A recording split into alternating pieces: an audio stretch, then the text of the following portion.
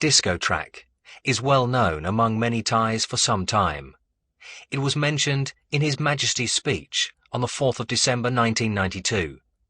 Do you recall to what issues the disco track leads?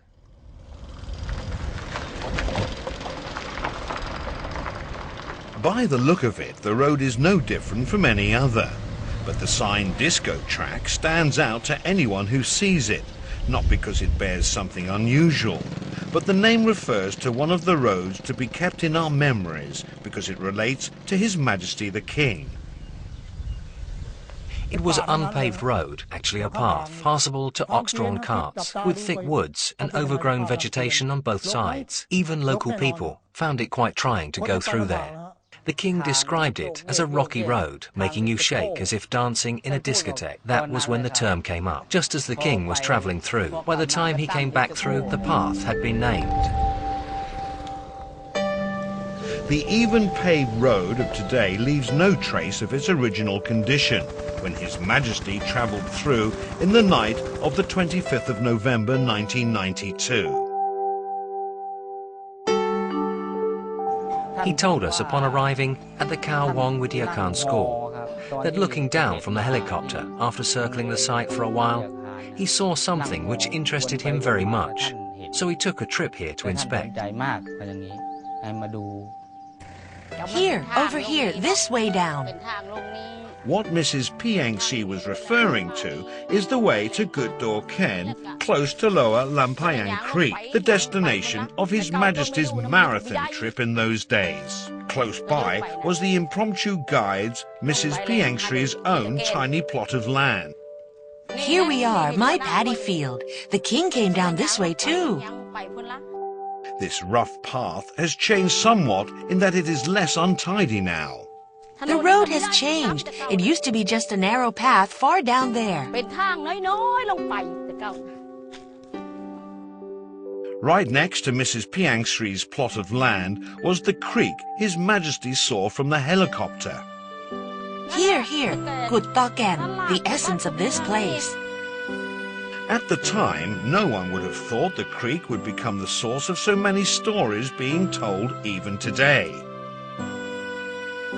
Here, step over this fence, over toward the track. Are you coming? That night of 14 years ago, nobody had thought this place would be in the route of His Majesty's visits. It was an impromptu visit, of course. The path was far more untidy at the time he came here. He asked us how we would like to have water supply. My husband said yes. The king told us that's why he came. He walked down to here. It would not be far-fetched to say that the 8-rai plot of land owned by Mrs. Piangsi serves as an inspiration to His Majesty's new theory approach, which he later initiated for farmers in Khao Wong District, Kalasin Province.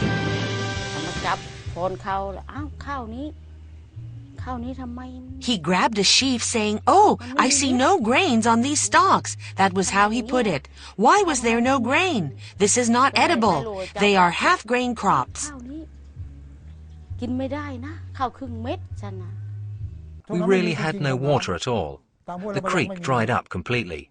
Only rocks everywhere.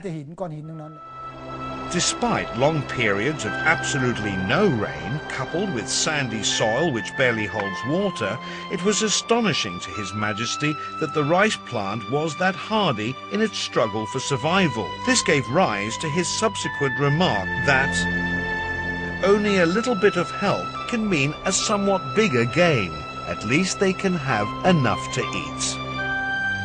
Quite a large number of Thai farmers own less than 20 rai of land each. Their livelihood relies solely on Mother Nature's mercy. As a result, the yield from these small plots of land does not suffice to bring in an income to feed the family. How can the moderate-sized piece of land, the farmer's only capital asset, sufficiently nurture the owner's livelihood, and at the same time secure him a virtual immunity against capricious natural forces?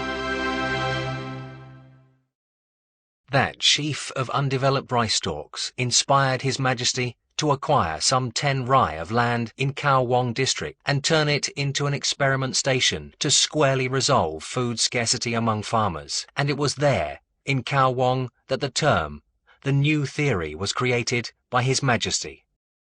Incidentally, my son, who was assistant village headman, heard at a meeting that a certain family had put up their land for sale at 4 to 5 million baht per plot. I told my son we were not going to sell our land. Instead, we would donate it to the king.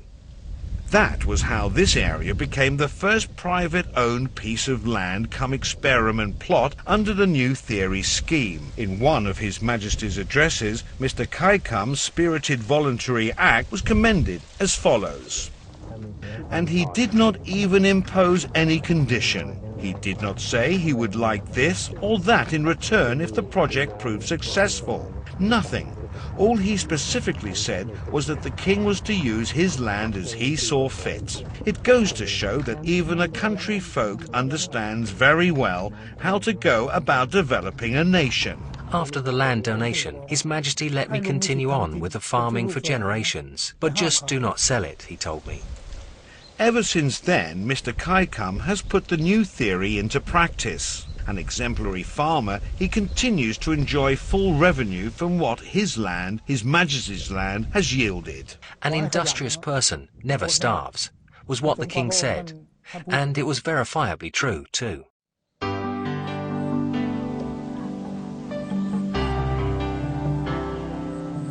Looking back now at the period starting from 1989 at a place near Wat Mongkon Chai Patana in Saraburi province, His Majesty spent a certain amount of money from his own personal fund to acquire a piece of land and set up a development service centre for experimentations and studies on an agricultural development model.